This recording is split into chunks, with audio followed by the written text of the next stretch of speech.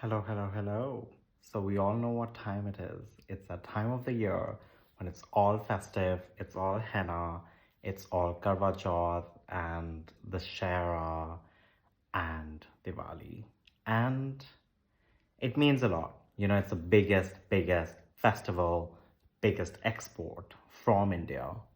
And I want to talk about what Diwali stands for us, for gay people, for people who are little out of the norm, out of the heteronormative Diwali, Indian, Punjabi, North Indian celebrations, and what it was like for me. So I want to talk about my earliest memory of Diwali, which was always, spending it with my family, and my dad always, so the Shara was like the starting point, and from there it's like 14 days, which is Diwali, and it's the triumph of good over evil. And they always talked about how Diwali was like the biggest thing, and that then it came the wedding season. So that was like the most festive, the most fun part of the year.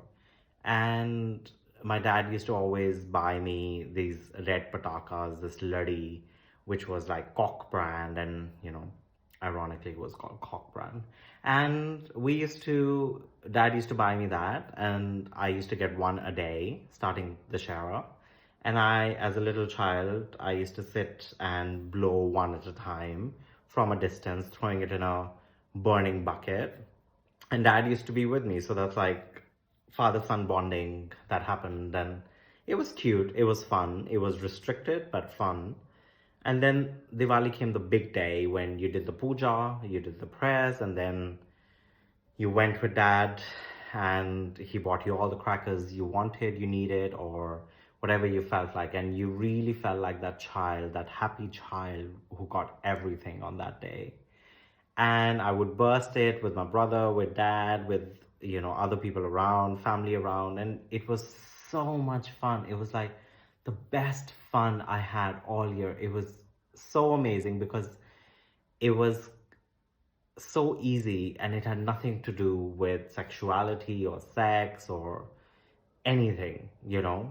But this was when I was a child. As I grew up, my sister's husband asked me one Diwali to walk and show him how I walked.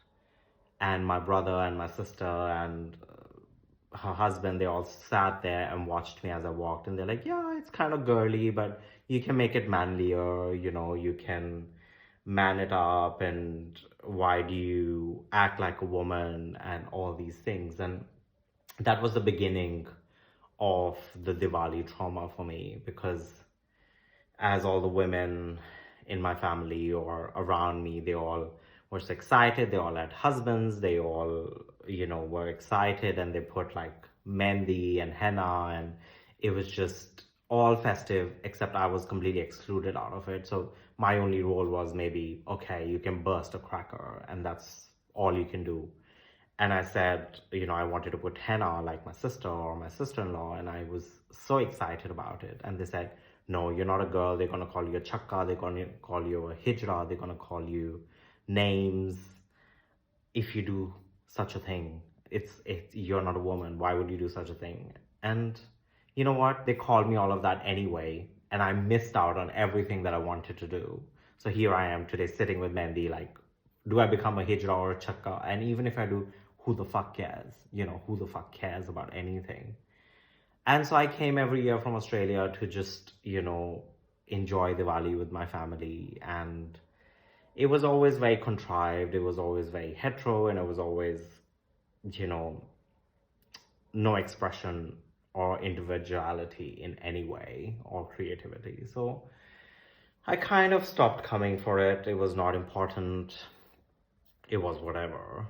And today I'm sitting here in Delhi, and after so many years, people were like, what are you doing for Diwali? What are you doing for Diwali? I was just like, I'm not doing anything. They're like, why aren't you going and seeing your family? And I was just like, that is not my family, where I can't be myself, where I'm not celebrated. I have no purpose or intention of going there just for the sake of it, just because I'm supposed to or just because I should. Why should I? And I decided that if anyone, I'm going to throw the Diwali party of the season and I'm going to own this and get my power back and celebrate it with my chosen family. And not only once, I got to celebrate it twice with so many people, amazing people, so much love, gay queens, straight queens, but all lovers. I could get henna. Everyone got henna. I got a henna wala. And we had a great time without sex and sexuality doing anything to us. We just being ourselves and doing what makes us happy and having a celebration together, having a drink together. Not about crackers at all, because fuck all, we've polluted it enough. And just light a diya, feel happy, and enjoy yourself without gambling away your money, showing your wealth, or whatever it is. We all dressed in cute kurtas. I have never been into ethnic wear because my father thinks we are all, you know, animals without the British culture, and we really should dress appropriately. And for him, these kurta pajamas and all this is not appropriate wear, it's village wear. So, you know, it's all unboxing all of that trauma and really just enjoying yourself and celebrating it with your husband or your wives or your bestest friends, whomever you call family. And I was able to do that without having to go home and subject myself to that pressure and that heteronormativity. So I think, be it any festive season or any kind of, I don't know, weddings or season, you know, whatever pressures come with that kind of culture, Punjabi culture, what we grew up with, I think it's important to unpack that trauma and really own it and think back to what you wanted to do and whether you can finally do it and whether you can own it without feeling guilty or disappointing people or, you know, just fuck them. Just live your life and have an amazing, amazing gay Diwali.